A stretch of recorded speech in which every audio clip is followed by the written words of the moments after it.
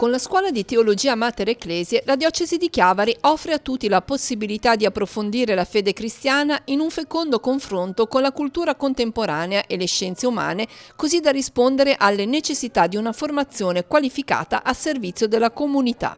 Il percorso è quello che vuole dare una formazione di base a chi desidera approfondire la propria fede, non soltanto per sé ma anche in vista di una missione, quindi un catechista oppure qualcuno che faccia attività di pastorale, i candidati al diaconato permanente, quindi una formazione per sé ma anche in funzione di un annuncio. L'opportunità è offerta sia a chi segue i corsi come studente, sia a chi sceglie di approfondire alcune materie come uditore. Abbiamo un primo anno propedeutico che racchiude un po' tutte le materie di introduzione, quindi sia alla Sacra Scrittura, alla teologia, alla filosofia.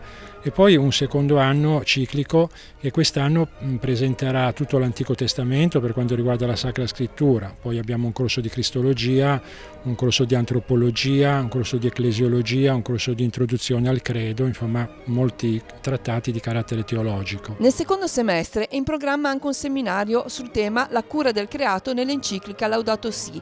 Le lezioni si terranno all'Istituto Mater Ecclesiae in piazza Nostra Signora dell'Orto 8 a Chiavari, lunedì, mercoledì e venerdì dalle 18:45 alle 22. Per le iscrizioni ci si può rivolgere alla segreteria dell'Istituto, che è aperta nella portineria del seminario in piazza Nostra Signora dell'Orto 7 a Chiavari, il lunedì, il mercoledì e il venerdì dalle 17 alle 19. Le lezioni inizieranno lunedì 14 ottobre.